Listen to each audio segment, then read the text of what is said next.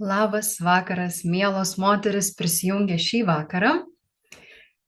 Aha, pasirodykit ar parašykit čiate, kad žinočiau, kad esate kartu su manimi. Žinau, kad į šį webinarą prisijungia gerokai virš 100 moterų, bet žiūrėsim, kiek prisijungs gyvai, kaip visada. Ar ne? Tai smagu matyti, Ksenija, ačiū, kad pasimojavai. Labai smagu matyti jūs, kiek įmanoma, bent trumpam per kamerą, kad pajausti ryšį su jumis. O, sveika, Kristina.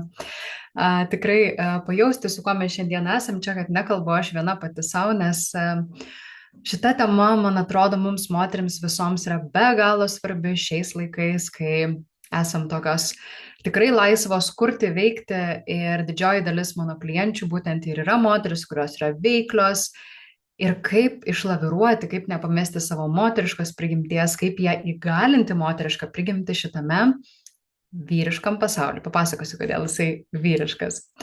Gerai, taigi, kas manęs nepažįstat, ar yra tokių, parašykit komentare, kurios pirmą kartą parašykit vienetą, kurios antrą kartą, trečią, ketvirtą ar milijoninį parašykit dvejetą. Noriu pamatyti, su kuo mes čia susitinkam.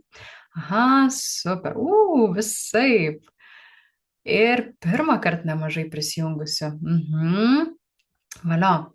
Gerai, tai džiugu matyti tokį pusę per pusę, tai gal truputį prisistatysiu tom, kas patį pirmą kartą galbūt matote mane, girdite mane, tai aš esu Diana Vint, subtilaus moteriškumo mokytoja, dirbu su moterim, su kūno praktikom,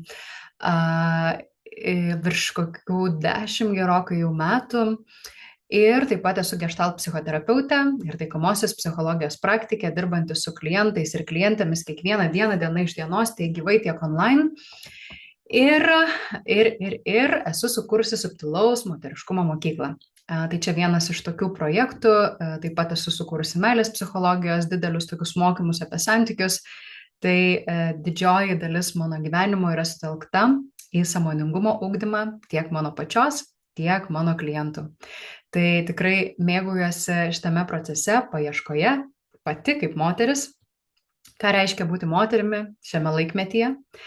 Ir esu pravedus šimtus seminarų tūkstančiam žmonių, ne tik teorinių, bet daugiau, kas mane žinot iš anksčiau, vesdavau labai daug per kūną, per judesį, per šokį, per plastišką judesį, nes esu taip pat ir šokių mokytoja. Tai būtent ten ir susidomėjau, ką reiškia tas moteriškumas, nes iki tol iš tikrųjų buvau tikrai tokia labai veikli, ambicinga ir šalia to vesdavom su partneriu šokių pamokas. Ir kai aš atėjau šokti, kas nutiko, žinot, šokyje moterim reikia atsiduoti ir atsipalaiduoti.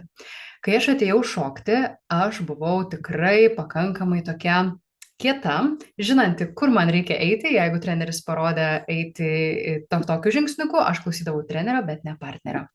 Galbūt ir jums pažįstam, ar ne, kai savo partnerį arba savo vyrą gyvenime taip pat nustumėm kažkur toliau ir klausom kažko kito žymiai labiau negu savo artimojo.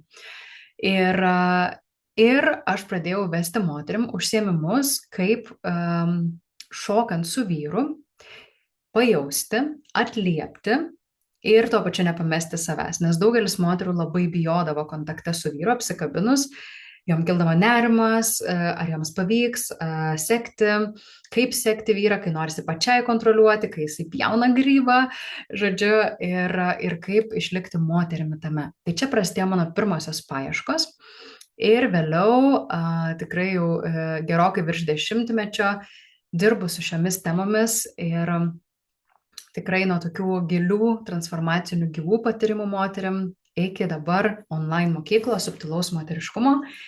Ir šiandieną tokia tema, man atrodo, be galo svarbi mums moterims, kaipgi išlikti moterim, kaip veikti moteriškai vyriškam pasauliu. Tai reiškia, kaip išlaikyti savo moteriškumą, jį puoselėti, neatmesti, nes moteris yra tai, kas puošia šitą pasaulį. Pripažinkim.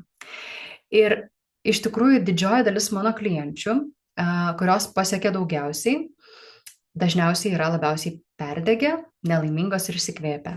Tas perdegęs žodis psichologijoje taip labai kritikuojamas, bet iš tikrųjų perdegimas įvyksta kada? kai moteris nebemato prasmės tame, ką daro, kai moteris jaučiasi išsekusi, kad degė savo ugnimi ryškiai ir nebeliko tos ugnies, ar ne? Nebeliko kažkokios aistros, nebeliko užsidegimo, nebeliko emocinės energijos tame, ką darau. Tai kada taip nutinka moterim? Moterim nutinka tada, kai viena iš priežasčių, kai jos nemato prasmės. Tai apie tai pakalbėsime neužilgo. Iš esmės, daugelis mano klienčių ir yra būtent tokios, kurios veikia, daro joms save paspausti šiek tiek, papušinti, nėra sunku. Ir jos gali naktį padaryti, jeigu reikia, gali ir anksčiau atsikelti, kad padaryti, ką reikia, moka pasirūpinti visais kitais, moka spręsti problemas. Iš išorės atrodo puiku, bet pagrindinis žodis, su kuriuo ateina klientės į sesijas, skamba pavargau. Pavargau daugiau, taip nebenoriu tempti. Ir aš visą laiką keliu klausimą. O jeigu tas nuovargis nėra ženklas, kad darai per daug, nes mes kartais įsivaizduojam, kad perdegimas atsiranda tada, kai aš tiesiog per daug darau.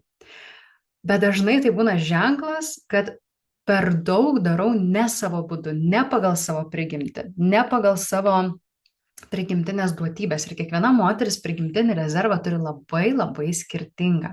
Ir mes su jomis tyrinėjom tiek per astrologiją, tiek per human design, tiek per psichologinės tokias technikas. Tai kas aš esu? Ne? Nes jeigu mes darom kažką tiesiog iš proto, neatsižvelgiam į savo kūną, į savo prigimtį, į savo duotybės, kurios, kaip ir sakiau, yra pas kiekvieną moterį skirtingos ir kiekviena moteris yra labai skirtingai moteriška. Negalima lygintis, kad būtinai turi būti švelni, vaikščioti su ilgu sijonu ir tada aš būsiu moteriška. Tikrai ne. Ir iš tikrųjų mes niekada turbūt nebuvom tokios laisvos kaip dabar. Ar ne? Mes galime mokytis, kurti verslus, mes galim keliauti, rinktis partnerį, kokį norim, išeiti iš santykių, kada norim, turėti arba neturėti vaikų ir kurti savo gyvenimą praktiškai taip, kaip norim. Papasakokit jūs tai savo močiutėm. Dar prieš 100 metų moteris, dar mažiau negu prieš 30 metų, dar kai kur moteris negalėdavo pati pasimti paskolos be vyro leidimo. Dabar moteris perka butus vienas, ar ne? Tai prieš 100 metų moteris absoliučiai kitoje realybėje gyveno. Ir mes esam laisvesnės negu bet kada gyvenime su tokiom galimybėm, kaip galim studijuoti universitete. Ir tai didžiulis, kai pradedi gilintis į patį feminizmą ar apskritai kaip moteris gyveno anksčiau, didžiulė pagarba feministė moterim, kurios iškovojo šitas teisės. Bet kiek tūkstančių metų moteris buvo priespaudoje? Ir mes turim priimti šitą faktą ir suprasti. Ir kas kyla labai dažnai moterim dabar, kad jos turi pykti vyram, nusivylimą, nori įrodyti savo vertę, užkariauti, lyginasi su vyrais ir vyrišku būdu siekia įsitvirtinti gyvenime. Ir kas tada vyksta, jos perdega. Moteris gali labai, labai daug. Kartais tikrai netgi daugiau negu vyrai, nes jos turi stipresnę psichinę, emocinę energiją. Labai dažnai. Bet ar mums reikia, ar ne? Ar mums reikia taip save įrodinėti? Ir apskritai, ką reiškia būti moterim vyriškam pasaulyje? Žinot, ką reiškia būti? Tai reiškia ateiti jau sukurtą struktūrą, kur tūkstančius metų vyrai kūrė, ar ne? Ir tai reiškia bandyti prisivyti tempą, tai reiškia pasiekti dar daugiau, ar ne? Konkuruoti su tais vyrais, kurie čia sukūrė visą šitą pasaulį. Greičiau įdėti, būti disciplinuota, neatsilikti, eiti į darbą, grįžus po darbo prižiūrėti vaikus ir dar pasirūpinti vyru, kad jis jaustųsi gerai, aplankyti tėvus, apskritai turėti kažkokį dar laisvalaikį ir jaustis visada moteriškai ir atsipalaidavusi. Kas čia per nesąmonę? Pažįstama šitas momentas, bandyti sutalpinti viską viename gyvenime, ne? Tai ir į darbą pilnu etatu, dar kokie 3 vaikai namie ir, žodžiu, visais pasirūpinti ir būti gera žmona, gera meilužė, gera dukra ir taip toliau. Pažįstama? Parašykit pliusiuką ar kažkokį tai ženkliuką, jeigu pažįstama. Nes iš tikrųjų moteris dabar yra įspraustos būtent į tokius rėmus. Ir mano užduotis yra, super reaguojat, ačiū. Iš tikrųjų, mano užduotis šitam laikmetyje yra rasti balansą tarp vyriškos ir moteriškos energijos ir padėti vyram ir moterim susikalbėti Ir ne tik susikalbėti, bet ir rasti savo stiprybės, kaip mes jas galime įkūnyti. Ir tikrai atnešti kiekvienas savo galią. Ir šiandien, žinot, noriu kalbėti apie tai, ką reiškia moteriškai veikti, bet pirmiausiai tai, kas yra tas vyriškas, ar ne, gyvenimas, pasaulis. Didžiąją istorijos dalį, kaip ir minėjau, moteris neturėjo ekonominės galios, ar ne, neturėjo socialinės autonomijos ir politika, verslas, universitetai, organizacijų hierarchijos. Iš tikrųjų, didžioji dalis apmokamo darbo rinkos buvo formuojami pasaulyje, kur pagrindinis viešo gyvenimo dalyvis buvo vyras, ar ne? Ir todėl moderni darbo kultūra buvo pastatyta aplink labai specifinę logiką. Rezultatas, produktyvumas, konkurencija, augimas, daugiau, greičiau, efektyviau.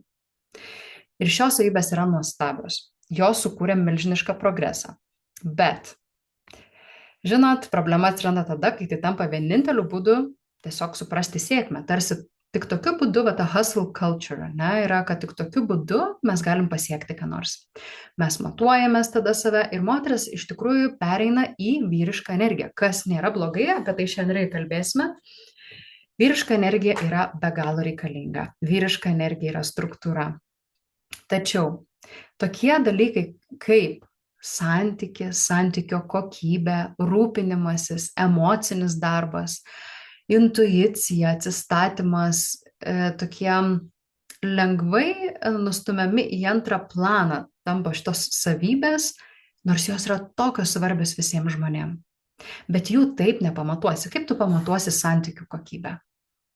Bet žymiai paprasčiau yra pamatuoti skaičiais, ar ne, koks našumas darbo, kokie rezultatai pasiekti, o išmatuoti šeimos gerovę yra labai sunku. Mes, psichologai, bandom daryti visokius tyrimus apie psichologinę gerovę, bet žinokit, nėra taip jau paprasta išmatuoti tą psichologinę gerovę, yra įvairių konstruktų, bet moteriška energija yra labai dažnai nematoma. Ir tai yra visas moters grožis. Būtent apie tai mes turime tai priimti, ar ne, kad mes moteris, tai nereiškia, kad esame tik tai moteriška energija nematoma. Bet mes atnešam į pasaulį tokią subtilę energiją, tokį subtilumą, tokį viso ko skonį, viso ko estetiką. Būtent savo energiją, būtent pasitelkiant savo prigimtį. Mums nereikia praktiškai nieko magiškai daryti, mums tiesiog užtenka būti savimi. Ir jeigu mes esame moteriškoje energijoje šiek tiek daugiau negu vyriškoje, taip kaip ir priklauso mūsų kūnui, kuris gamina šiek tiek daugiau estrogeno negu testosterono, pas vyrus atvirkščiai, ir kitų hormonų, tai ką tai reiškia, kad mūsų kūnas yra sutvertas veikti daugiau moteriškų būdų, bet tai nereiškia, kad pas moteris nesigamina testosteronas, vyriškas hormonas, jis gaminas ir jis yra būtinas. Bet esmė yra, kad atsiranda disbalansas. O esmė yra harmonija gyvenime. Ir žinot, į šitą visą sistemą atėjo moteris. Moteris sako, dabar aš būsiu lygi, aš kursiu. Ir moterų emancipacija, ar ne, suteikia mums tai, už ką verta būtų nepaprastai būti dėkingom. Tai teisė mokytis, dirbti, turėti turtą, kaip ir minėjau, įsigyti savo būstą, pačiom spręsti apie savo gyvenimą. Tačiau gavusios galimybę įeiti į šitą viešą pasaulį, mes įžengiam jau į egzistuojančią sistemą. Ar ne? Mes jau įžengiam į sukurtą pasaulį. Ir būtent šita sistema, į kurią įžengia moteris, ne taip seniai, ji apdovanoja produktyvumą, rezultatą, greitį, konkurenciją, kontrolę, nuolatinį augimą. Ir sistema nebuvo nuo nulio perkurta, klausiant, ar ne, kaip moteris norėtų dirbti. Kas moterims veikia? Gal moteris turi menstruacijas, ar ne, ir tom dienom ji gali nedirbti, dabar jau tiesa bandoma priimti įvairius įstatymus. Gal ji yra nėščia ir jai reikia daugiau ramybės tuo metu. Gal jos vaikai serga, kaip mes galėtume sukurti tokį darbo modelį, kad moteris galėtų laisvai ir dirbti, realizuoti save ir pasirūpinti vaikais be persitempimo ir stresavimo, kad turi pasakyti darbdaviui, kad vėl ima biuletenį dėl to, kad vaikai susirgo. Tam nebuvo pasiruošta ir dabar mes įkritom į šitą sistemą Ir kas nutiko? Mes bandome jame veikti ir mums puikiai sekasi, bet mes dažnai pametam savo moteriškas duotybės, moteriškas stiprybės. Mes tampam kietos ir iš tikrųjų didžiulė problema dabar yra moterų nevaisingumo, didžiulė problema yra moterų vyriškų hormonų pertekliaus. Dėl to, kad moteris veikia vyriškų būdu. Tam, kad išliktų rinkoje, ar ne, nieks neklausia darbe, kaip tu jautiesi. Klausia, ar padarėjai sutartus, ar pasiekiai sutartus rezultatus, ar tu padarėjai tai, ką mes sutarėme, norėjai, tu nenorėjai, ar ne. Ir žinant tai, kad vyrų hormonai juda visai kitaip negu moterų, pas moterį labai banguoja per visą mėnesį, pas vyrus per parą banguoja, bet banguoja visai kitaip negu pas moteris. Ir Ir tai yra sukurta vyram puikiai šitą sistemą, pastovumas ar ne. Ir, ir ką noriu pasakyti, kad mūsų sekantis moterų laisvės etapas tai neįrodyt, kad galim, nes daugelis moterų dabar įrodinėja būti produktyve, būti gera partnerė, mama, darbuotoja ir viską suspėti. Aš nesakau, kad reikia padaryti vyro priešų. Ne. Aš nesu feministė, kuri, žodžiu, vyrus į šuns dienas kažkaip tai siunčia. Problema nėra vyrai ir problema nėra vyriška energija. Ne? Mums reikia krypties, mums reikia disciplinos, mums reikia struktūros, reikia gebėjimo veikti, reikia ribų, rezultatų. Ir tai yra vyriška energija. Ir viskas su tuo yra puiku. Problema atsiranda, kai tai tampa vieninteliu veikimo būdu. Kai mes į savo nuovargį, kai sakom, esu išsekus, nebeturiu jėgų, grįžę namo, atsakom disciplina, į neaiškumą dar didesnę kontrolę. Į kažkokią nesėkmę mes reaguojam dar didesnėm pastangom. Į vidinę tuštumą dar vienu tikslu, ar ne, tai išsikeliam kažkokį tikslą vietoj to, kad išjaustume, nes moters duotybė yra gebėti, ji turi stipresnį ryšį su savo emocijom, su savo kūno pajutimu ir tai yra evoliuciškai išvystyta, kad moteris galėtų atliepti kūdikio verksmą, ar ne, kūdikio poreikius. Mes esame jautresnės, subtilesnės būtybės. Būti moterim yra taip nuostabu ir tai yra tokia privilegija. Bet mes kartais pametam savo prigimtį ir pradedam vadovautis visais tais standartais, knygomis, mokymais, kur išsižadam savo jausmų. Ir kai tik pajuntam kažkokią vidinę tuštumą, kažkokius jausmus, reikia tikslą įsikelt, ar ne? Kai kažkoks kūno signalas atsiranda, kad kažkas ne taip, sakom, susikaup, neįsidirbinėk, vėliau šitos jausmus pajausi, dabar reikia siekti tikslų. Ir būtent tada mes jaučiamės išsekę. Būtent tada mes po kiek laiko mes galime taip gyventi, viskas gerai, bet pasiekmes yra didžiulės, fiziologinės ir psichologinės. Ir aš tą matau kasdien dirbdama su moterim. Taigi moteris gali nuspalvinti, ne, visą tą paveikslą įžengdama į rinką. Moteris gali atnešti kūno pajautimą, receptyvumą, intuiciją, santykių kokybę, santykius į veiklą, atsistatymą, suprasti, kad atsistatymas yra dalis produktyvumo, ar ne, kai kurie ten didesni verslai jau tą taiko. Taip pat gebėjimą priimti, gebėjimą keisti tempą, leisti tempui būti lankščiam, nebūti, kad nuo 8 iki 5 dirbam, ar ne, galbūt lankstesnis darbo grafikas ir kiekvienas savo tempu, bet aišku, yra rezultatai ar ne iki tam tikros dienos, bet kad mes galėtume tame nardyti. Taigi, tai parašykit, ar kažkiek jūs atliepia ir ką girdit visame tame, nes refleksija moterim labai labai svarbi. Jau galit komentare tiesiog parašykit, ką išgirdot, kas su jumis iki šio momento lieka. Nes labai svarbu, kad ne tik klausytume, ne tik vartotume informaciją, kurios yra perteklius, bet iš tikrųjų vidumi pajaustume, kas mums rezonuoja. Būnant santyki, moteriškų būdų reiškia santyki su savim ir santyki su manim, su informacija, kurią girdite. Parašykit vieną sakinį arba vieną mintį, kas dabar jumise vyksta. Pajauskit akimirką, stabtelkit, leiskit vidiniai išminčiai ateiti. Truputį pareflektuokit, nenuskubėkim su informacija. Įkvėpkim, iškvėpkim, pajauskim savo kūną, kas vyksta jame dabar. Ir parašykite mintį, jausmą, kuris šiuo metu kyla jumise. Ką išgirdot, kas rezonuoja, kas atliepia. Kaip jūsų kūnas reaguoja iš tą informaciją. Ar įsiklausėt, ar tiesiog protu naudojat ir vartojat šitą informaciją. Kaip mano kūnas, kai tai girdžiu. Ar jaučiuosi suprasta, ar jaučiuosi įsitempus, ar jaučiuosi nusiraminus. Man svarbiausia ir sunkiausia brėžti ribą savo, kad jau laikas skirti savo. Atrodo, reikia nuolatinio kvietimo skirti laiko. Iš išorės. Aha, taip. Tai Kristina rašo, kad svarbu kažkokio kvietimo iš išorės, kad prisiminti skirti laiko savo. Mes, moteris, esam besąlyginės meilės būtybės. Ir mes išdalinam savo šilumą, savo meilę visiems aplinkui. Ir pametam save. Ir tai yra pasiekmė būtent šito vyriško struktūros. Duoti, duoti, duoti. Vyriška energija yra duoti. Moteriška energija yra dalintis, priimti. Ir kai moteris augina vaikus, pavyzdžiui, moteris yra dalinai vyriško energijai.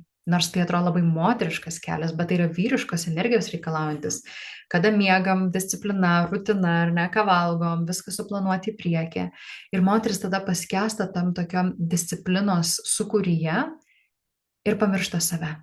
Nes moteriai kaip būtybė yra lengva atiduoti save, lengva išdalinti ir pamiršti. Ir tai yra moters dvasinė kokybė. Tačiau, jeigu mes turėtume kontaktą su savo kūnu, jeigu būtume nepamynę tų tokių svarbių ženklų, signalų, ar ne, savo kūne, mes neišbarstytume savęs taip ir gebėtume pasirūpinti savim.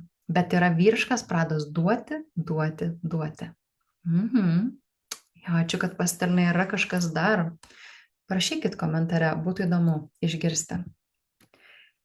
Taigi, vyriškas principas ir moteriškas principas, ar ne, kuo tai skiriasi? Vyriškas principas klausia, ar ne, kur aš einu, jis atsakingas už kryptį. Kita tarpu moteriškas principas veikimo, buvimo yra apie jautrumą. Kaip aš jaučiuosi einant šiuo keliu arba link šio tikslo. Vyriškas pradas yra apie tikslą, ką aš noriu pasiekti. Tuo tarpu moteriškas apie prasmę. Kodėl aš to noriu? Ko vertas tas tikslas? Vyriškas pradas yra apie struktūrą, ar ne, kaip tai padarysiu. Moteriškas yra apie lankstumą, kaip galiu prisitaikyti. Prisitaikyti ne ta prasme, kad išsižadėt savęs, bet kaip čia galiu išlaviruoti, kaip ir vieną su kitu suderinti, ar ne? Lankstumas tai nėra, kad aš prisitaikau ir pametu save. Tai kaip ir minėjau, yra disbalansas moteriškos ir vyriškos energijų, bet aš kalbu lankstumą, kaip aš galiu prisitaikyti ir kažkaip palenkti šitą taip aptakiai ir nereaguoti situaciją, o ne sudėliojam struktūrą, jos laikomės kaip vyrai ir nei biškiai iš šono. Vyriška energija yra apie veiksmą, ką aš darau. Moteriška energija yra apie receptyvumą, ką aš pastebiu ir priimu, ar ne, refleksija tokia. Noriu tai daryti, nenoriu, noriu priimti, nenoriu, kam galiu deleguoti, ar ne, toks takumas. Vyriška energija yra apie discipliną. Tęsiu kryptį, nusprendžiau ir tęsiu. Moterim tai labai naudingos savybės, moterim reikia tos vyriškos energijos. Tačiau moteriška energija yra apie savireguliaciją. Aš koreguoju savo tempą pagal savo ciklą, aš išjaučiu, kam dabar yra daugiau energijos, kam mažiau ir ties tuo aš veikiu. Tai reiškia, kad įsiklausau, o ne bukai tiesiog prievartauju save būti produktyvi, kai nesu produktyvi. Ar ne, galbūt išlaukus valandą, 2 pagulėjus, išgerus kavos, pašnekėjus su draugė, atsiranda energijos ir veikiu. Ir taip dažniausiai ir būna, kad atpalaiduojam įtampas. Taigi, vyriškas pradas yra apie sprendimą, ar ne, aš nusprendžiau, aš renkuosi, aš darau. Moteriškas pradas yra apie intuiciją, pajautimą, kas man tinka, išjautimą, ar ne, ar šitas pasiteisins ar ne. Aš renkuosi, nes jaučiu, kad tame yra svorio, ar ne, jaučiu, kad tame yra energijos. Ir vyriškas pradas yra apie ribas. taip, ne ribų brėžimas. Tai va čia brėžti ribas savo, ar ne, Kristina rašo. Tai kartais galbūt moteris užsifiksuoja apie tai, kad reikia brėžti ribas, bet tai yra vyriškas būdas. Moteriškas būdas yra tiesiog būti ta riba, ar ne, būti tuo santykyje. Tai man tinka, tai netinka. Čia yra apie mane, čia ne apie mane. Tiesiog aš tai esu. Tai yra mano, o čia nėra mano. Tikslas yra nebrėžti ribas, tikslas yra tapti tą ribą, kad žmonės šalia esantis jaustų jūsų buvimą, jūsų kontaktą su kūnu, kad jūs neišsižadat savęs, ypač sunkesniais momentais. Ir tada aplinka reaguoja ir žino, aha, šitos moters aš nepastumsiu, nes jinai spinduliuoja tą ribą pati iš savęs. Ir vyrai yra apie iniciatyvą, einu, pasiimu, užkariauju. Moteriška energija yra apie priėmimą, leidžiu sau gauti, leidžiu sau priimti, ar ne, tai, kas ateina pas mane. O ateina labai daug gausos kiekvieną kartą. Vėlgi, sakau, vyriška ir moteriška mes turime abi pusės ir turim jas balansuoti. Aš nesakau, kad moteris tik tai moterišką principą turi vadovautis, ar ne? Gerai, vyras yra apie rezultatą. Ne, siekiu rezultato, nesvarbu kas, padam emocijas į šoną ir tiesiog judam link tikslo. Moteriškas principas yra apie procesą ir patyrimą, mėgavimąsi procesu, išgyvenimą viso proceso, o ne tiesiog atidedu savo gyvenimą iki rytojus ir rytoj, kai pasieksiu tą tikslą, tada bus gerai ir galėsiu mėgautis. Ir vyriškas principas yra apie stabilumą, moteriškas apie cikliškumą ir adaptaciją. Ar ne? Tai vyras išlaiko kryptį, išlaiko stabilumą, moteris išlaiko cikliškumą. Tai irgi yra tam tikras stabilumas, kurį moteris atranda savo cikliškume, tačiau ji yra lankstesnė adaptuotis, ar ne? Ir pakreipti tą ciklą.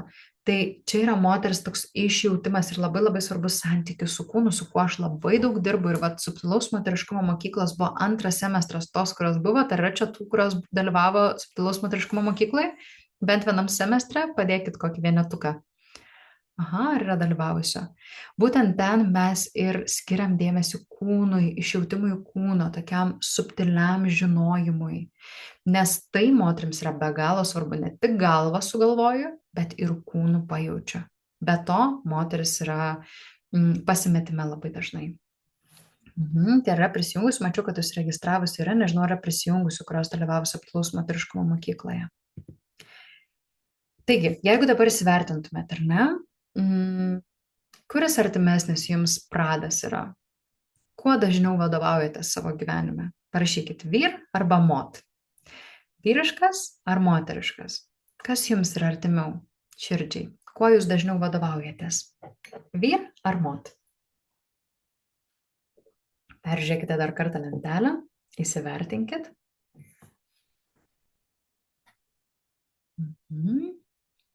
Parašykite komentare, kuris jums yra artimesnis. Aš gal net per daug vadovaujuosi moteriškų principų. Taip irgi būna ir aš tikrai visą laiką moterims sakau, kad tada labai svarbu atstatyti balansą. Nes jeigu mes vadovaujamės tik moteriškų principų, atsiranda taip pat disharmonija. Ir aš tuoj jums parodysiu lentelę. Be moteriško principo, ar ne, kas nutinka? Atsiranda kryptis be receptyvumo. Tampa žmogus labai kontroliuojantis. Atsiranda disciplina be pajautimo, ar ne? Stiprus savęs spaudimas. Ambicija be atsistatymo. Aišku, veda į išsekimą. Veiksmas be refleksijos tampa autopilotu ir beprasmybė. Ir davimas be priėmimo išsieikvojimu. Tai čia toks, jeigu tikrai vien vyriškų principų vadovaujantis, kai trūksta moteriško. Jeigu trūksta vyriško principo, tai vat ką ir minėjo Neringa, ar ne, kad galbūt per daug vadovaujasi moteriškų principų, atsiranda toks receptyvumas be krypties, blaškymasis tarp veiklų, tarp darbų, tarp santykių, tarp pasirinkimų, pajautimas be disciplinos, tai reiškia nerealizuotas potencialas, aš kažką lik norėčiau veikti, gyvenime užsimti, bet nežinau, ką man reikėtų daryti, atsiranda pasyvumas be ambicijos, toks komfortas be augimo, kad visai fainai kaip yra, pasyvumas, dar depresyvumas tam tikras, refleksija be veiksmo, atranda stagnacija ir priėmimas be davimo, atsiranda tiesiog pasyvumas ir moteris apskritai, kai per daug priima ir nesidalina, neduoda, jinai tampa rakštis, žodžiu, jinai tampa labai nemaloni, nes ta energija joje pradeda tiesiog neranda vietos išeiti, ar ne, kai moteris labai daug priima ir nemoka asimiliuoti, nemoka įgerti, ji tampa tiesiog irzli. Tai moteriai svarbu dalintis ir duoti taip pat. Ne? Tai dažnai, jeigu per daug vadovaujamės moteriškų principų, kas tada nutinka, mums sunku šitam vyriškam pasauliui pasiekti savo tikslų. Sunku uždirbti pinigų, kiek mes norim, galbūt sukurti veiklą, kurios mes norime. Ir tada atsiranda stagnacija tam tikra, pasyvumas. Taigi labai svarbu šitie principai balanse. Taip, bet jeigu moteris dažnai būna kaip tik vyriškam principą, tada jinai tampa tiesiog perdegusi, tokia be prasmės, daug pasiekia, bet rezultatų nėra. Jeigu daugiau moteriškam principą rezultatai yra vyriškam principą. Moteriškam principą rezultatų nėra, bet visai fainai, visai smagu. Bet tuo pačiu ir toks nuobodu, jaučiuosi nerealizavusi savęs, nepasiekiu tikslų, jaučiuosi priklausoma nuo santykių, nuo vyro, nuo aplinkinių žmonių. Taigi viskas yra apie balansą. Ir būti moterimi vyriškam pasaulyje reiškia neiti tik iš vyriško principo, nes į tą traukia mus visas pasaulis, labai stipriai traukia. Ir nebūti vien tik tai moteriškam principė, nes ką tada tai reiškia? Tai reiškia, kad mes tampam pasyvios ir nepasiekėm to, ką nusibrėžiam. O mes vis tiek kaip žmonės norim save realizuoti vienaip ar kitaip. Taigi, moteriškas veikimas nereiškia vyriško principo atsisakymo. Tai gebėjimas naudoti struktūrą, kryptį ir discipliną, kas yra vyriškas pradas, neprarandant ryšio su savim, savo kūnų poreikiais ir gyvenimu. Tai čia yra balansas vyriškos ir moteriškos dalies. Tai reiškia, vyriškas principas padeda man žinoti, kur einu, moteriškas neprarasti savęs pakeliui. Tai reiškia, kad mes nusibrėžiam savo tikslą, turim discipliną, bet tuo pačiu mes išlaikom kontaktą su savimi ir pasimėgavimą procesu. Ir žinot, kartais net pažadinti savo moteriškumą siekiame vyriškų būdu. Aš pastebiu moteris, kurios eina į moteriškus mokymus, perka ten sijonus ir žodžiu visaip, kaip stengiasi būti labai moteriškos, bet tam užsideda irgi tam tikrą įtampą.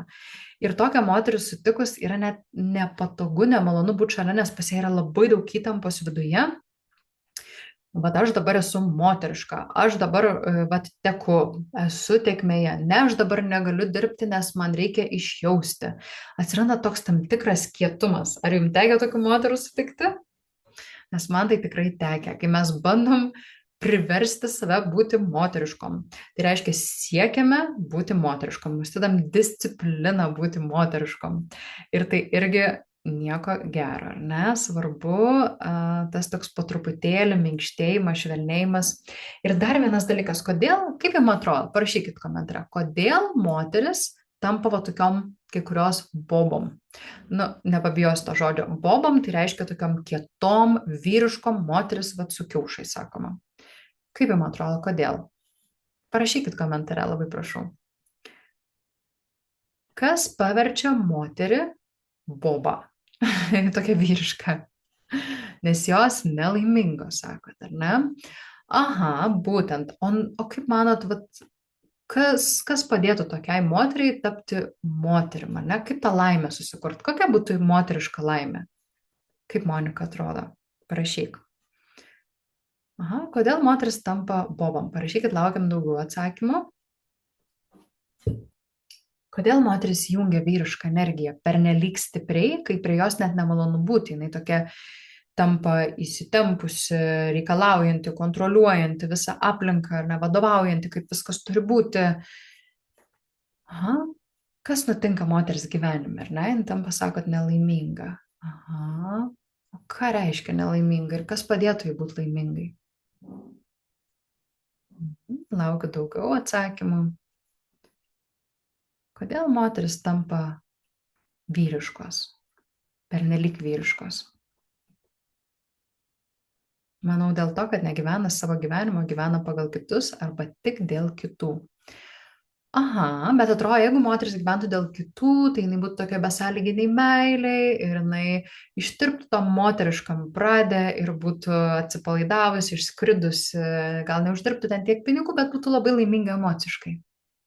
Tai kuo skiriasi? Hmm?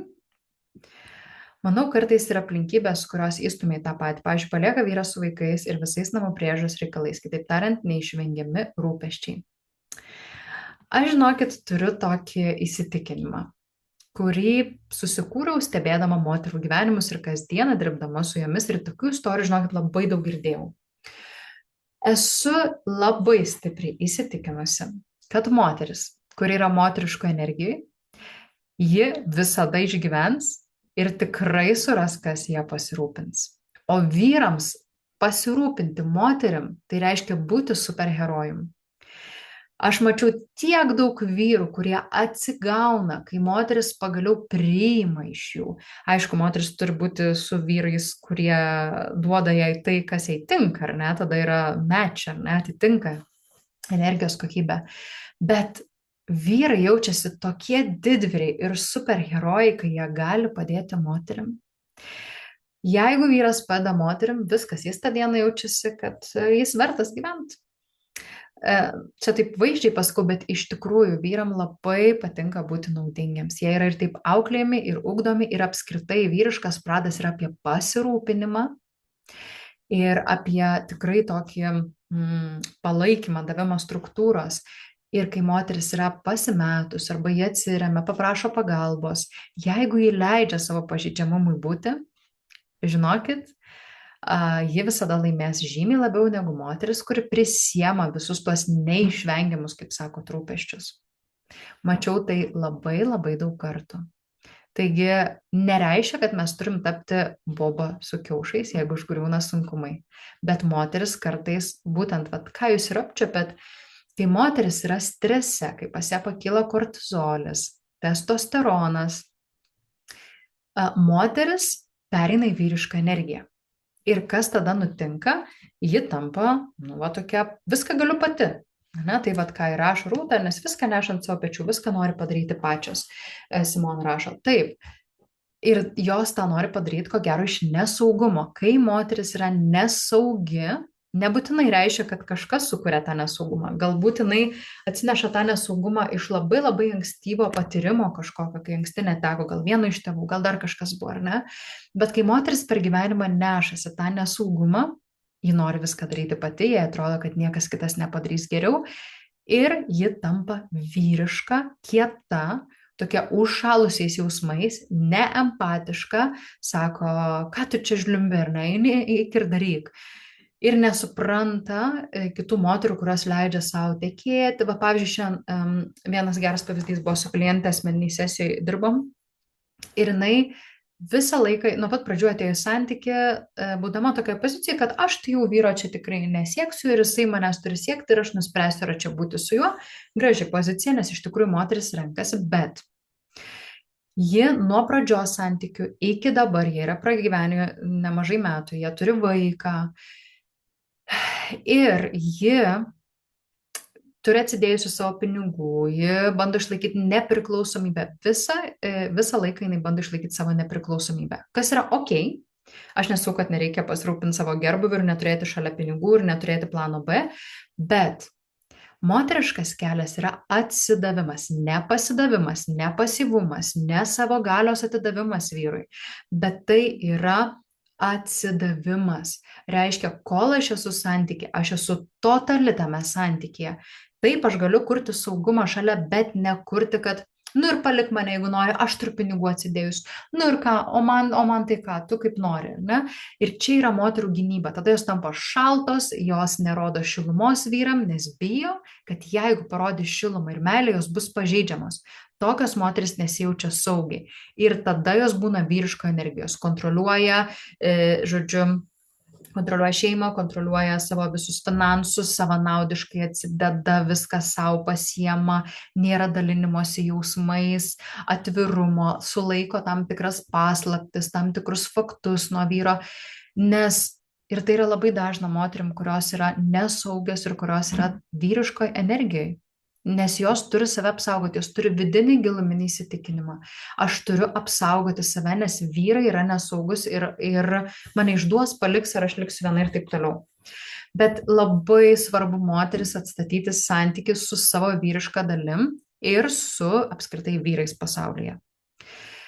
Joks vyras neturi teisės jūsų skriausti, žeminti ir taip toliau, bet dažniausiai moteris, kurios yra pasyvume, pasidavime, aukos pozicijoje, prieš jas yra smurtaujama. Jos nebūna moteriškoje energijoje, jos būna toksiškoje moteriškoje energijoje ir tikrai turiu nemažai klienčių, kurios yra su turtingais, veikliais, versliais vyrais ir pačios yra verslios moteris, bet vyrai smurtauja prieš jas finansiškai.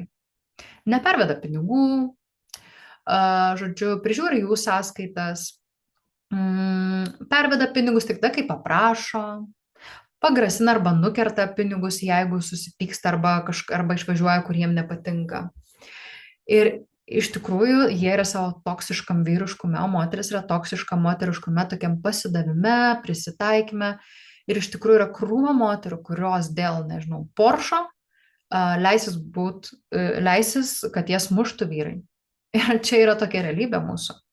Ir mes čia galvojam, kad čia yra reta, bet tai yra moteriška energija, tik jinai yra toksiška, ji yra pasidavime, moteris nėra išvyščiusi vyriško aspekto, nes moteris, kuri turi ir vyrišką, ir moterišką aspektą, kuri po truputį žengia į trečią sąmonės lygį, nes pirmas sąmonės lygmuo yra moteris, kuri yra pasyvume, pasidavime, kuri neturi valios, kuri jaučiasi auka gyvenimo.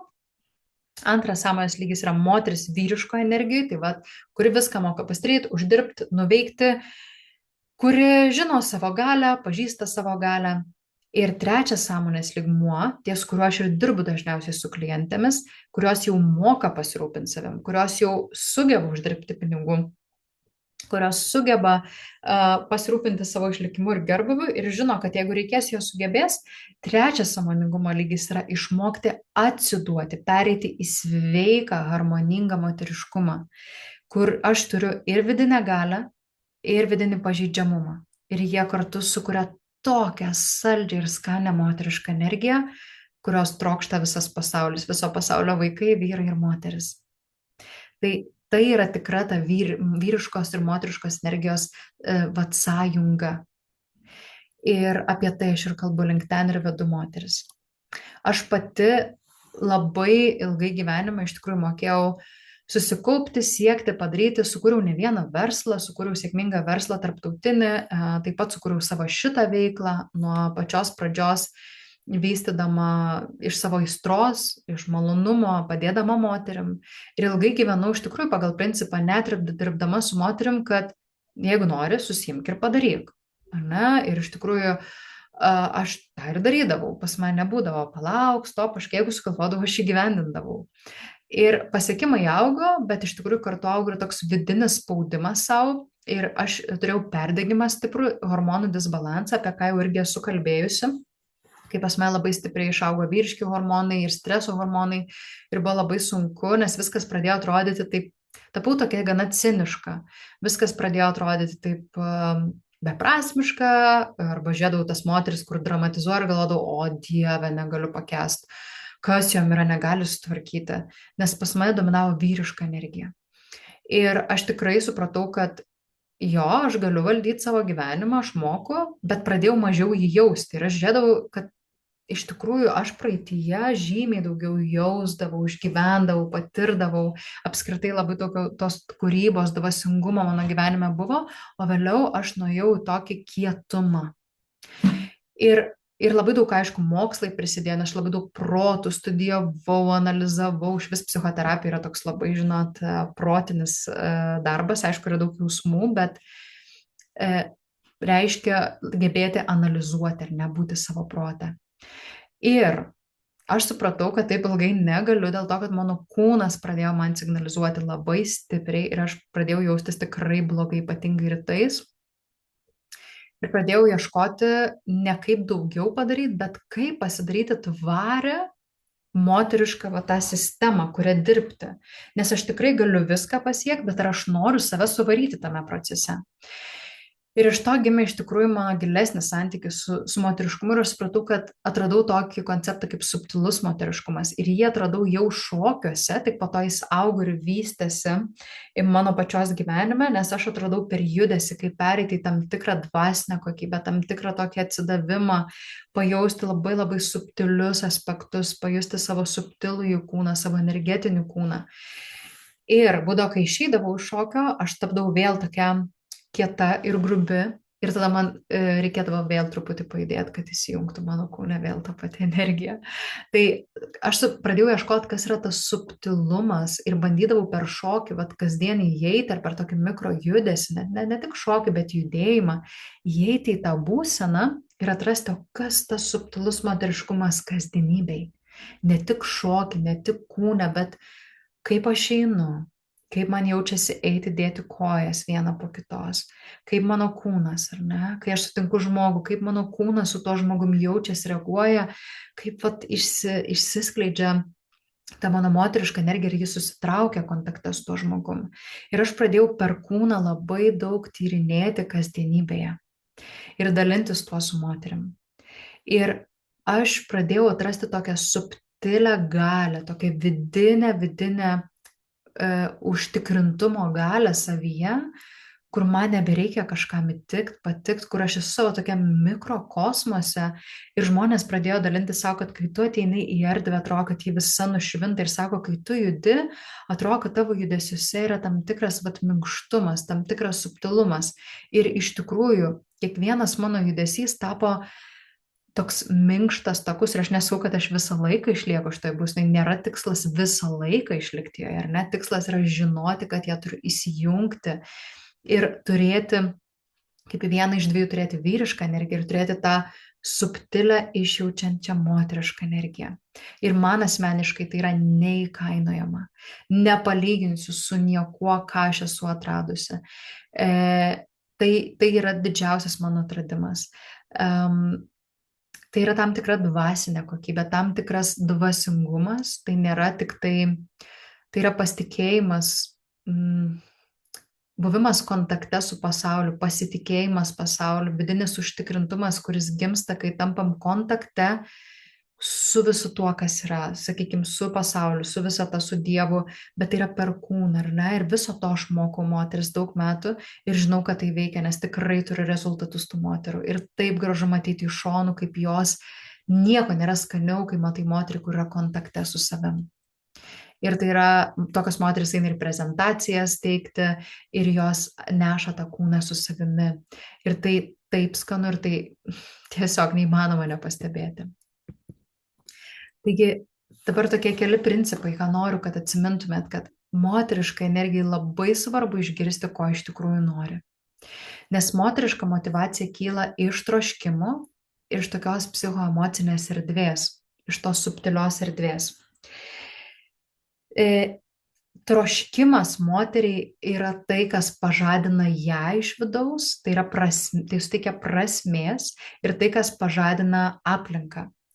Kai moteris neturi norų ir troškimų, pasaulis neturi ką kurti daugiau, nes viskas, ką mes matom aplink mus, yra sukurta dėl moterų.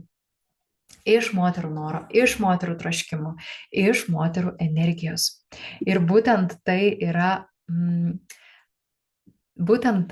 kaip atsakas, ar ne? Vyriška energija duoda struktūrą moteriškajam troškimui. Ir nebūtinai sakau, kad tik vyrai kuria ir pildo moterų norus, o moteris tik nori, bet apskritai moteriška energija ir vyruose. Tai yra ta tokia mūza, ar ne, gimusi viduje. Sukurkim va tokį dalyką, ar ne? Tai tam tikra kūryba. Ir kai moteris yra kontakte su tuo išjautimu, jai nereikia protų vadovautis. Turiu vieną klientę, kuri motinystėje labai labai norėjo sukurti kažkokį versliuką, nes dirbti negalėjo, o realizuoti save kažkaip tai troško. Ir ji iš pradžių man patikė visokias krūvą, visokių idėjų, kas būtų naudinga vaikams, žodžiu, ko trūksta pasaulyje, labai vyriškai, struktūruotai. Bet kas nutiko? Ji pradėjo labai daug laiko leisti protę. Ji išanalizavo, atliko rinkos analizę, viskas puiku. Bet kai aš pradėjau klausti, sakau, ką tu jauti kūne, kai apie tai kalbi? Nes aš pradėjau matyti, kad jie labai sukietėja, kai kalba apie tam tikras idėjas. Ir jinai sako, jaučiu tą tokį kietumą, jaučiu įtampą, kad dabar reikės tai gyvendinti. O ties kitom idėjom pas ją tiesiog atsirasdavo perteklius energijos. Tai kaip svarbu, kad mes pajustume kūnu, nes protas mūsų sukuria idėją, ar ne, verslo idėją pavyzdžiui. Kūnas sako, aš noriu tai gyvendinti arba nenoriu, aš turiu energijos tai gyvendinti arba ne. Ir čia yra dermė. Dėl to labai svarbu ne tik protų kurti idėjas, jeigu jūs kuriat verslo veiklos idėjas, ar ne, jeigu esat verslios moteris, tikslas yra pajausti, o kur mano kūnas pasirašo. Nes viena yra norėti, o kita yra jūsų kūnui įgyvendinti tą, ką jūs norit. Tai ar jūsų kūnas turi pakankamai įkvėpimo, energijos ir prasmės, kad siektų šitos jūsų naujos ambicijos? Visada paklauskit savęs, ar čia tik mano protas sugalvoja labai gerą idėją, nes tai yra vyriškas pradas, ar ir mano kūnas pasirašo tam, ar ne, moteriškas pradas. Tai labai svarbu. Taip pat dar vienas aspektas yra turėti kryptį, bet nebandyti kontroliuoti gyvenimo. Atsidavimas, kaip ir jau minėjau, yra trečias sąmoningumo lygmuo. Nepasidavimas, atsidavimas. Ir, žinot, labai geras pavyzdys yra moterim, kai jos laukiasi. Ar yra čia moterų, kurios turi vaikų? Parašykit pliusiuką arba vienetuką. Ar yra moterų, kurios turi vaikų? Komentare. Aha. Gerai. Kiek turinčių vaikų turim? Rūta minusiuką, pliusiukas. Aha, tai jau vieną turim. Aha, taip, turim daugiau. Moteris, kurios turit vaikų. Jūs ko gero žinot, ką reiškia nekontroliuoti gyvenimo. Stengtis iš visų jėgų kontroliuoti, bet patirti, kad tiesiog turi atsiduoti. Nepasiduoti ir sėdėti ir verkti apie tai, bet atsiduoti. O taip, prašot. Tai viskas prasideda nuo tada, kai moteris pastoja. Kai moteris pastoja, moteris patiria nerimą, nes yra pirmi 3 mėnesiai rizikingi, bet ne tik 3 mėnesiai ir vėliau, ar ne, tai jis turi prisižiūrėti save, patiria savo kūniškumą ir tai yra labai trapu. Ir nuo tos akimirkos moteris pradeda dar labiau nerimauti negu bet kada gyvenime, nes ar viskas pavyks teisingai, ar išsivystys, ar viskas bus gerai, tada ar gims, kai gimsta, ar išgyvens tos pirmus kūdikio pirmą laiką, kai labai pažeidžiami yra kūdikiai. Tada ar jis pradėjo išmoks valgyti, ar jis išmoks į tualetą, ar jisai nenukris, nesusižeis kur nors. Žodžiu, moteris bando sukontroliuoti visaip kaip, bet viskas, ką tu gali padaryti, nuo tos pirmos akimirkos, kai sužinai, kad esi nėščia, ką moteris man ir dalinasi, didelį nerimą patiria, jos tiesiog turi atsiduoti procesui. Ir nebandyti kontroliuoti gyvenimą, tu nieko nekontroliuosi, gyvenimas vyksta per tave ateina gyvybė, per tave vyksta procesai. Ir čia yra tik vienas aspektas - motinystė, kas yra labai svarbi dalis moterų gyvenime. Bet apskritai ir daugiau, ar ne, visur, kur kontroliuojam, dėliojam, disciplinuojam save, prasideda PMS, hormonai krenta, viskas, nebeturiu energijos, neturiu jėgų, jaučiuosi negraži, bet vis tiek reikia padaryti, ką nusprendžiau. Elementariai ciklai moters, juda energijos ciklai. Kūnas, jisai visai kitaip veikia, negu kad mes norėtume, bet to stabilumo, ką kalbėjome apie vyrišką energiją.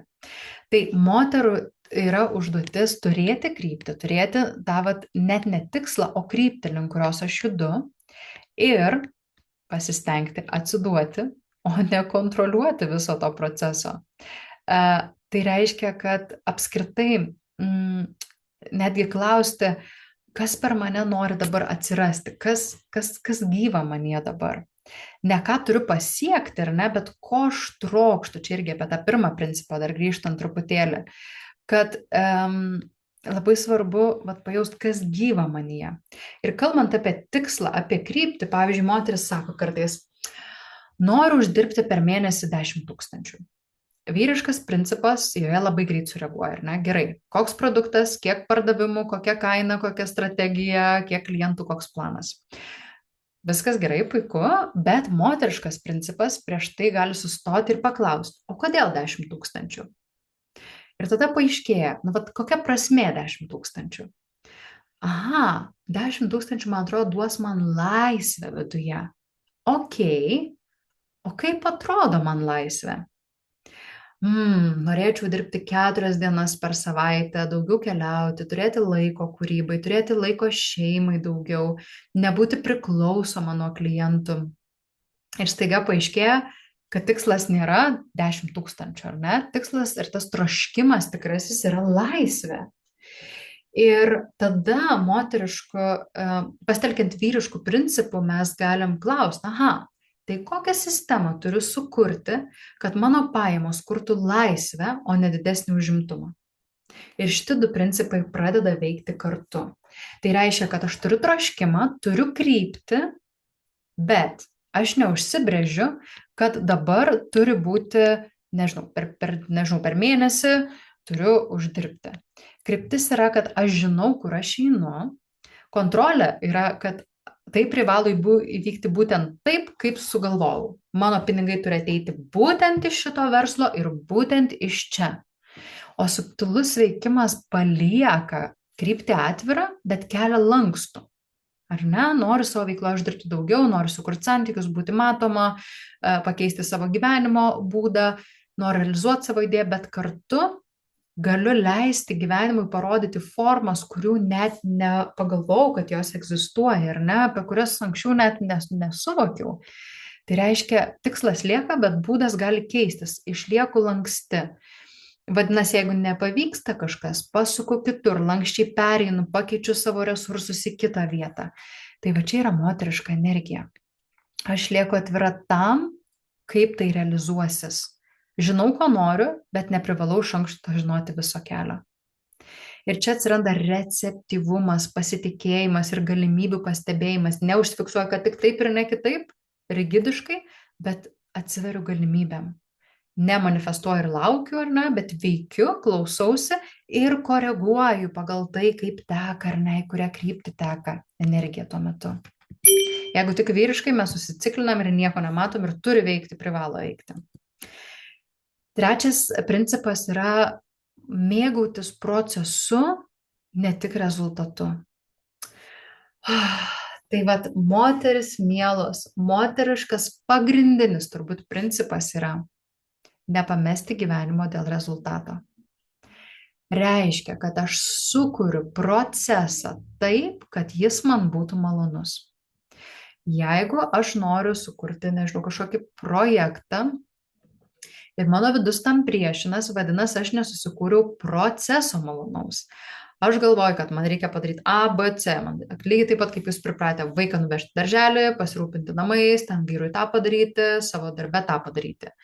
Bet aš kalbu apie susikurti savo va tą rutiną, net jeigu ji tokia ir yra, susikurti, kad aš iš vidaus kaifuočiau procese, gal tarpe sustoti parke, išlipti į lauką, pasivaikščioti, galbūt pravažiuoti pro kitą vietą, kuri man faina, galbūt pasimti arbatos, kuri mane džiugina, kuri kvepia, žadinti savo sensoriką. Galbūt stalą pasipuošti gėlėm. Žinau, kad kai kurios moterys sako, ai, nepraktiška, kam čia reikia. Ir tai jumise kalba vyriška energija. Kokia prasmė? Kam to reikia? Čia tuščias laiko švaistimas. Geriau susitelkim ties rezultatų ir tikslu. Ne, mielos moteris, jūsų tikslas yra prasmė, ne tik rezultatas, bet prasmė procese. Pasidarykit malonų procesą. Kad ir kas jums tai yra malonumas. Ar pasportuoti tarpe, ar papuošti stalą, prie kurio dirbate, ar muzikos įsijungti, smilkalą pasikurti, tokie patys paprasčiausi dalykai, bet jie teikia įprastai atsipalaidavimą mūsų kūnai. Taigi, procesu pasimėgauti. Ne tik trūks plyš, sekiu, taip pat užsidėjus, žodžiu, antrankius ir antsnukį siekiu savo to tikslo, ar ne? Ne. Reiškia, esu gyva procese, esu skani procese, esu moteris, esu gyvybinga, sultinga procese, o ne tik nusivaręs arklys nuo kojų vykdantis pareigas. Tokios moters niekam nereikia. Moteris yra tam, kad neštų įkvėpimą, prasmę ir energiją gyvenime, o ne rodytų, kiek jinai čia visko sugeba, nes tą vyrai puikiai sugeba. Kam įrodinėti jai visą tai? Ketvirtas iš 5 principų, ar ne? Išreišk save, užuot kūrus savo vertę per pasiekimus. Man atrodo, čia vienas tokių svarbiausių aspektų. Dvi moteris gali išoriškai daryti tą patį. Kurti verslą, siekti karjeros, daugiau uždirbti, rodyti save, kurti šeimą, sportuoti, siekti pripažinimo, bet jų vidinis variklis gali labai stipriai skirtis. Įrodinėjimas dažnai pasireiškia, kad kai aš pasiekiu, tada dėl to aš tampu verta. Saviraiška yra apie tai, kad aš jau turiu savo vertę, aš jaučiu kaip moteris, kaip žmogus savo vertę. Todėl leidžiu jai įgauti formą pasaulyje. Ir būtent subtilaus moteriškumo mokyklos 3 semestras, kuris prasideda rugpjūčio 14, jis yra apie tai. Tai yra moterim, kurios nori gyvenime dabar tyrinėti saviraišką, kurios nori pažadinti savo vyrišką aspektą šalia moteriško. Pirmi 2 semestrai buvo moterišką energiją žadinti, 3 yra išeiti į pasaulį su visa ta moteriška energija. Ir saviraiška ir yra, kai aš kuriu iš savęs, kai negaliu nekurti. Pirma, kai žinau savo prigimtį. Aš galiu kurti vertę pasaulyje tik tada, kai aš žinau, kas aš esu. Ir daugelis moterų yra pasimetę, protę ir jos nežino, kas jos yra. Jos prisiskaitę, prisiklausę visokių teorijų, prisiklausę, ką artimieji apie ją sako, bet jos net nenutuokia, kokia yra jų prigimtis. Ir tik panalizavus, pastebėjus ar elementariai patyrinėjus savo gyvenimą, atlikus refleksiją, paanalizavus savo astrologinį žemėlapį, galima labai labai daug apie save sužinoti. Taigi išorėje tas pats veiksmas gali atrodyti, tačiau viduje visiškai kita patirtis. Ir kai moteris veikia iš savęs įrodinėjimo, jinai tampa va ta boba su kiaušais labai labai kieta. Rezultatas niekada iki galo nepasotina, pasiekia vieną tikslą, trumpam pasijaučia geriau, ir atsiranda kitas. Tai va aš šitas moteris vadinu tokiam gopšumo įdoje įstrigusiom, čia mes su viena klientė tai pavadinom, nes jinai sako, aš kažkokia gopša, man niekaip neužtenka. Ir iš tikrųjų, nes ji nuolatos kuria iš noro įrodyti, ir ji to nepastebėjo anksčiau. Ir dar daugiau, dar geriau, dar kiečiau. Bet kai mes bandom per rezultatą pakeisti santykį su savimi, tai nėra tvaru. Ir todėl noriu, kad prisimintumėt vieną klausimą. Ar aš dabar save įrodinėju, ar save išreiškiu? Tiesiog dažniau savęs paklausti, taip nuoširdžiai. Ir aš labai dažnai moterims siūlau praktiką. Tiesiog paklauskit savęs. Jeigu būčiau visiškoje tiesoje su savimi, ką savo pasakyčiau šiuo klausimu? Tai jeigu jūs būtumėt visiškoje tiesoje su savimi dabar, ar daugiau save įrodinėjat savo veikloje, kūryboje, ar daugiau save reiškiat? Kaip yra? Kai kuriat šį projektą, ką darot? Kai einat iš šitos santykius, ar ne? Ką darot? Kai keliat čia nuotrauką į socialinius tinklus, ką darau? Ar įrodinėju save, ar dalinuosi, reiškiu save tokiu būdu? Ir savęs išraiška irgi gali būti labai ambicinga, gali būti labai drąsi, garsi, matoma ir pelninga, tik joje yra visai kitas jausmas moteriai. Ir tada, kai nebandau tapti verta, aš realizuoju tai, kas jau yra manyje, reiškia, aš neparsidavinėju savęs ir savo energijos, aš tiesiog negaliu nesidalinti, nes energija eina per mane. Pagalvok apie vieną dalyką, kurio šiuo metu sieki. Ir užbaig sakinį. Jeigu tai pasieksiu, tai reikš, kad aš esu, ir pabaig sakinį. Jeigu tai, ko dabar siekiu, nežinau, šeimos, kažkokį projektą įgyvendinti, namą pastatyti, nesvarbu, kas tai būtų, jeigu tai pasieksiu, tai reikš, kad aš esu, parašykit komentare, ką reikš. Protinga, sėkminga, graži, verta, pakankama, mylima. Kokia? Jeigu šį tikslą savo pasieksiu, tai reikš, kad aš esu vertinga, drąsi. Drąsi. Kas dar? Mylima, protinga, pakankama.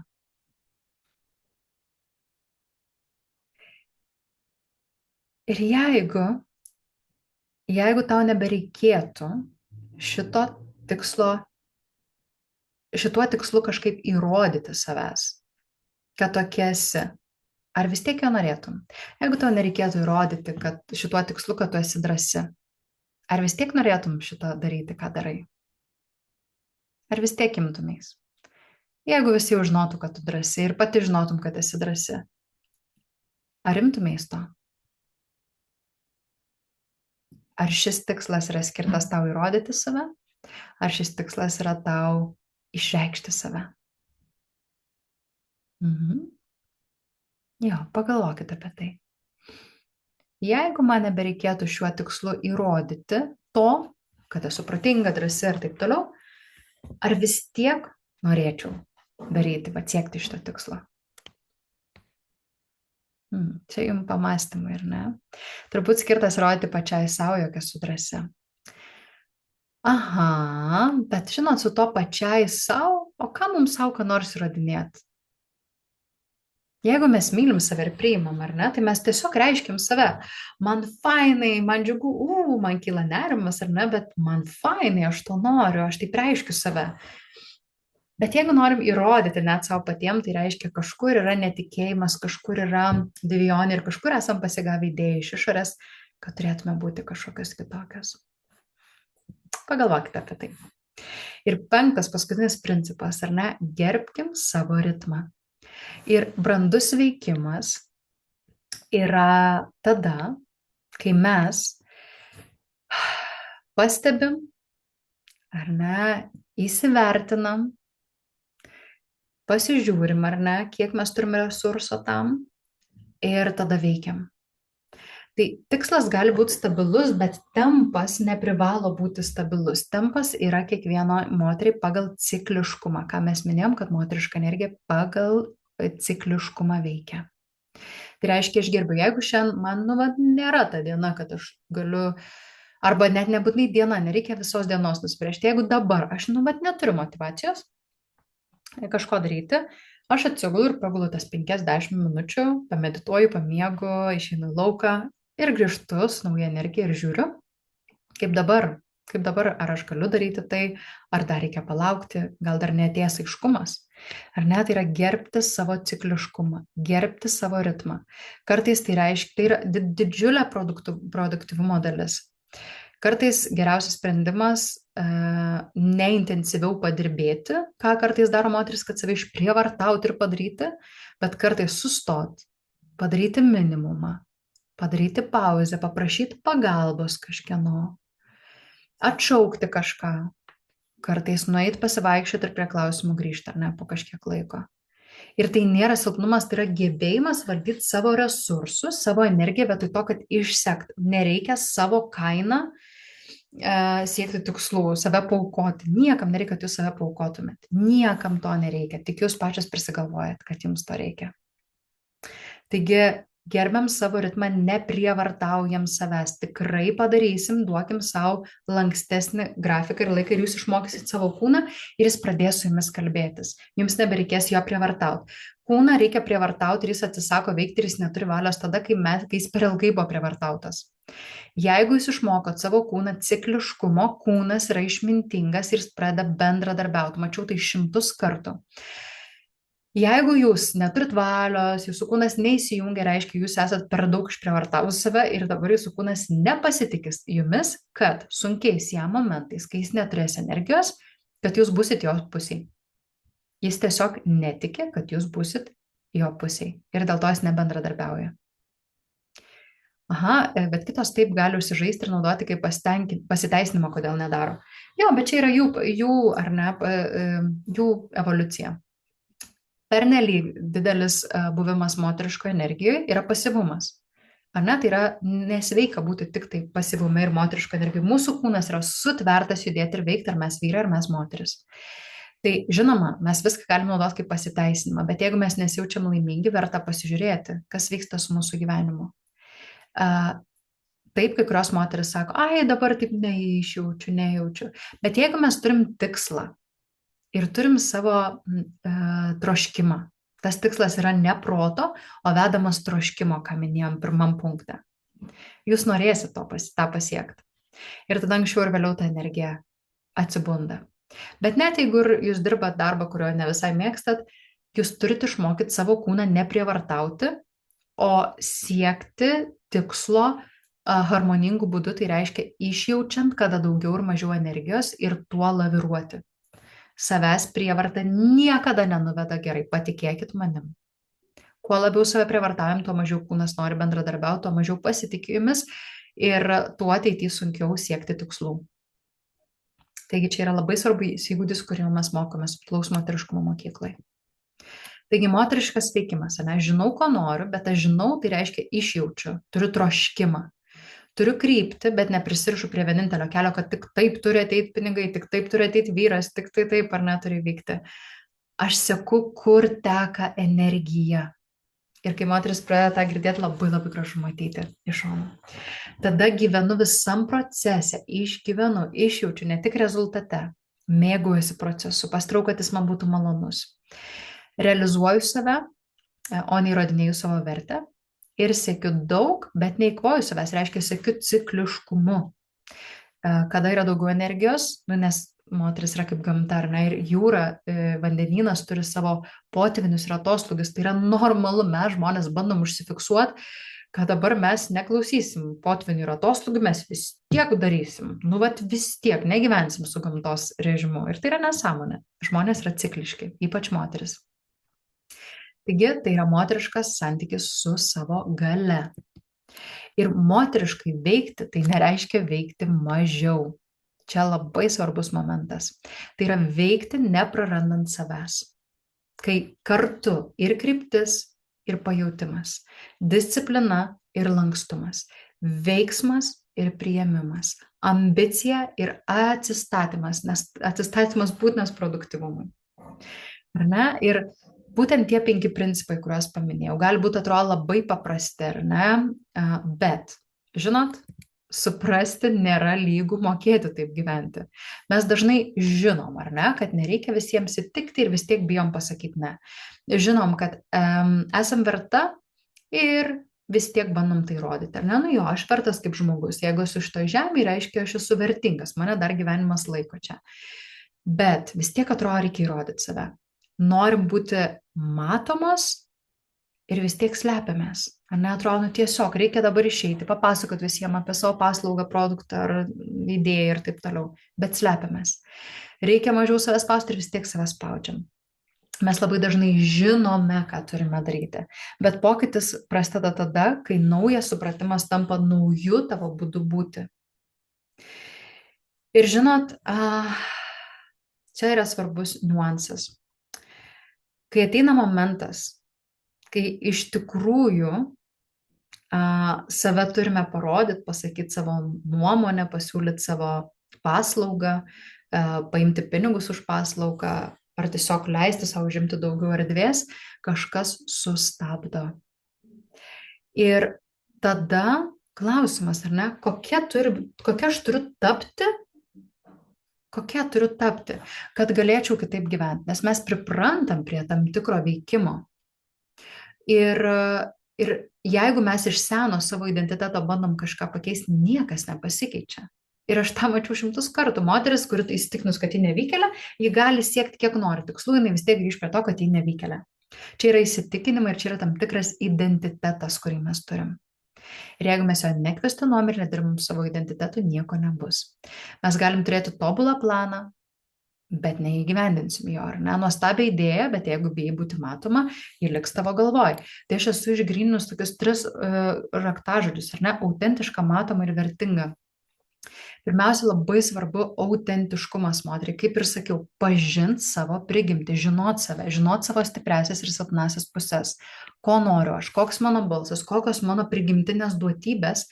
Ir tai labai labai svarbu išsigryninti savo prigimtį. Tada, kad ir ką žmonės sakys, jūs faina, nefaina, ten patinkat, nepatinkat, gera, negera darbuotoja ar dar kažkas, jūs neklausysit, nes jums yra svarbiausia būti autentiškai, nes jūs žinot, kas jūs esate ir jums nereikia niekam įtikti. Taip pat matom, ar ne, neužtenka atrasti save. Tam tikrų metų reikia išdrįsti save parodyti pasauliu, nes kai kurios moteris Jo, žinau, vat kokia aš esu, nu jo, aš tokia, bet jos nieko su tuo nedaro. Jos bijo pasakyti, ką galvoja. Esmė yra leisti savo užimti vietą. Tokią, kokią vat, man davė gyvenimas, aš užimu. Visų kaip ten sako, be yourself, everybody else was taken, ar ne? Būk savim, nes visi kiti yra užimti. Nebesumažinti savęs, kad kitiems būtų patogiau. Tiesiog kurti, kalbėti, siūlyti, reikštis, tiesiog reikštis, ar ne, ką minėjom, ne iš įrodymo veikti, bet leisti būti matomai savo išraiškoj. Ir tai yra be galo gražu, kai tai yra autentiška. Ne ChatGPT, ne kažkieno kito žodžiai, ne kažkieno kito idėjas, bet jūsų unikalios įžvalgos, jūsų energija, jūsų kūno spinduliuojama energija. Kai moteris leidžia savo būti matomai, įkvepia žmonės aplinkui, įkvepia kūrybą į vyrus. Moteriška galia yra tokia stipri ir man yra taip gera matyti tiek daug nuostabių moterų ir taip gaila, kad jos bijo būti matomos. Susimažina. Dėl to ir dirbu su moterim šitais klausimais, nes atrodo, kad tiek daug nuostabių moterų ir tiek daug iš jų turi visokius įsitikinimus, kur neleidžia savo pasirodyti pasauliui. Nors jau seniai, pavyzdžiui, baigia kažkokius mokslus, bet nedrįsta apie tai pranešti. Kodėl? Kas nutiks, jeigu pranešiu? Pasauliui reikia jūsų tokių, kokios esate, unikalios, autentiškos. Ir vertinga tas žodis, ar ne? Gebėti ne tik duoti savo vertę pasauliui, bet ir ją pripažinti pačiai. Priimti, gebėti paprašyti, gauti, uždirbti, turėti ribas, tiksliau būti riba. Ir nustoti jausti, kad pirmiausiai turi, kad kažką padaryti, kad būtum verta to, ko nori. Ir man atrodo, kad čia yra tas kitas moteriškumo etapas, kai mes ne tik savo viduje išjautinėm, bet tą subtilumą atnešam kaip dvasinę kokybę pasauliui, kai mūsų moteriška energija pripildo įkvėpimu viską aplinkui. Ir būtent apie tai yra subtilaus moteriškumo mokykla, va čia yra keletas atsiliepimų, aš tiesiog noriu gyvais pavyzdžiais pasidalinti. Ir nebūtinai tam, kad jūs prisijungtumėt prie mokyklos, bet tiesiog kaip įkvėpimui, kad mielos moteris, ar ne?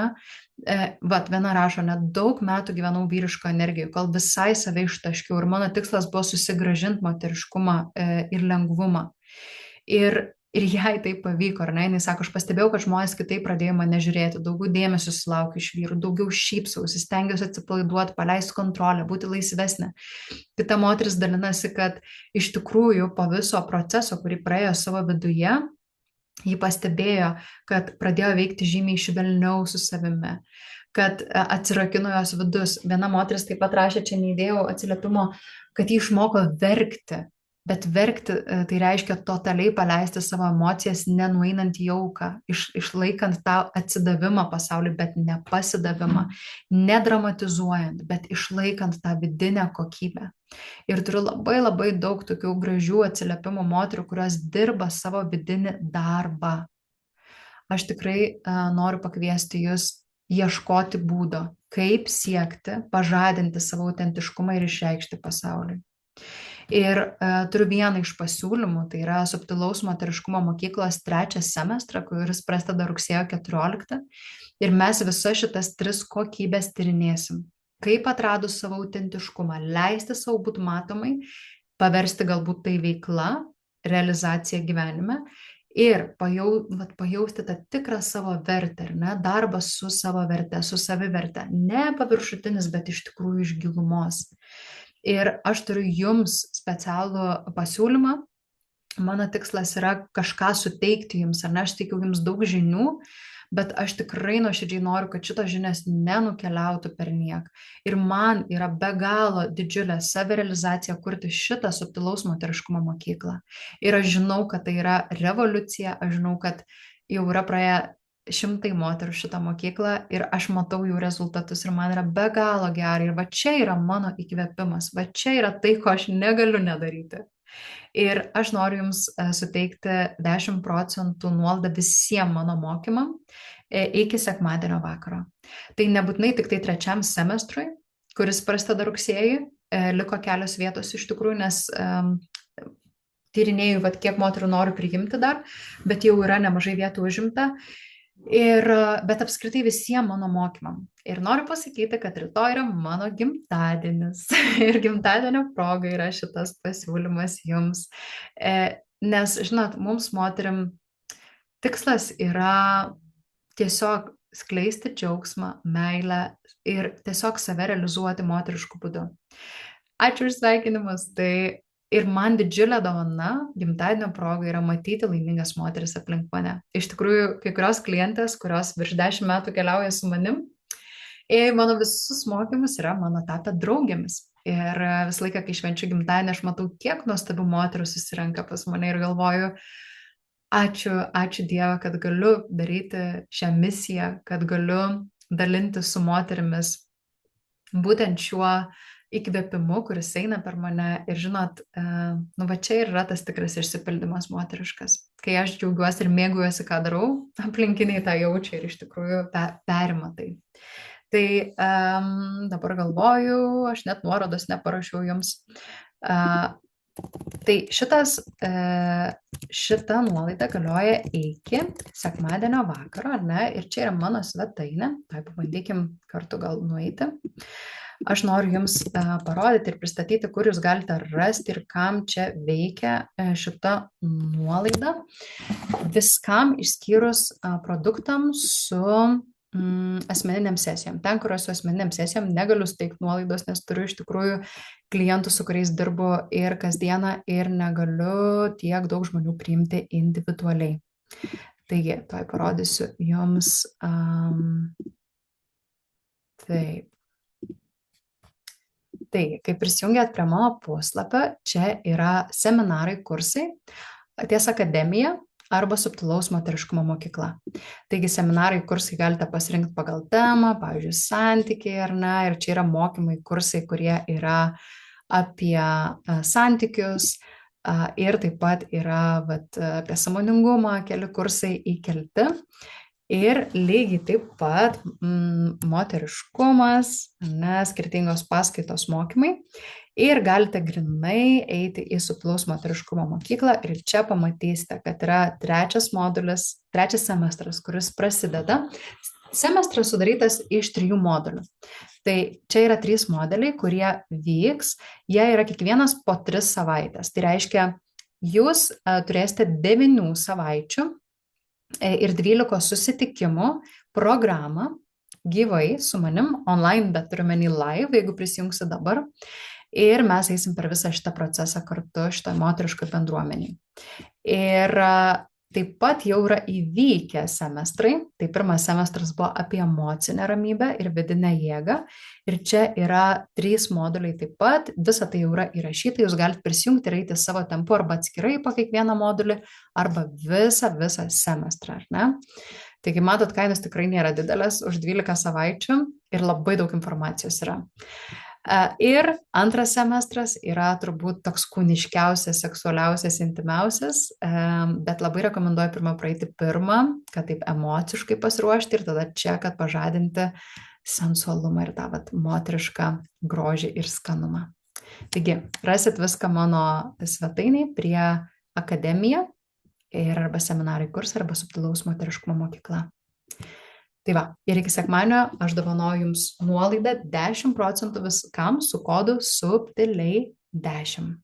Jūs gausite dar laišką po šio webinaro. Ir tikrai nuoširdžiai noriu pasakyti, kad, žinot, šitam pasaulyje labai trūksta moteriškų moterų. Iš širdies dalinuosi ir sakau. Moteriškų moterų, kurios gerbia savo energiją, kurios dalinasi įkvėpimu, kurios ateina savo jėgoje ir nebando konkuruoti su vyrais. Nes pripažinkim, daug moterų iš tikrųjų dabar ir darbo rinkoje bando konkuruoti su vyrais, ne per savo išmintį, bet vyras su vyru, ne? O taip niekada nesueisim. Ir iš tikrųjų daugelis moterų konkuruoja ir santykyje. Tai aš skatinu ir mokau moteris, kaip sugrįžti į savo moterišką prigimtį ir moterišką jėgą, ne per konkurenciją, o per bendrystę. Nes moteris kartais pasirodo būna ir vienos kitom labai konkurencingos. Aš prieš tai nebūtų tokių moterų sutikusi, bet iš tikrųjų teko sutikti gyvenime ir tai yra labai liūdna, nes mes moteris esam sesės, kurios galim pakelti vieną kitą, paskatinti. Ir žinot, moteris moterim moka labai labai gražius komplimentus sakyti. Vyrai tokių komplimentų nemoka sakyti moterim. Taigi ta moteriška bendruomenė, palaikymas yra labai labai svarbu. Ir mums moterims labai svarbu šitam laikmetį ieškoti moterų, iš kurių mes galėtume mokytis. Aš pati ieškojau labai moterų, iš kur galėčiau mokytis. Viena iš jų buvo mano tantros mokytoja. Deja, jinai užsienį gyvena ir aš važinėdavau labai daug. Taip pat kita moteris irgi yra tantros mano mokytoja, taip pat užsienį gyvena, dabar iš vis nebeveda tų mokymų, susilaukė vaikelio ir visiškai pasinėrė į šeimą. Ir žinot, kaip svarbu mums, nes aš iš tikrųjų labai daug ėjau dvasiniu keliu ir labai daug mokytojų yra vyrų.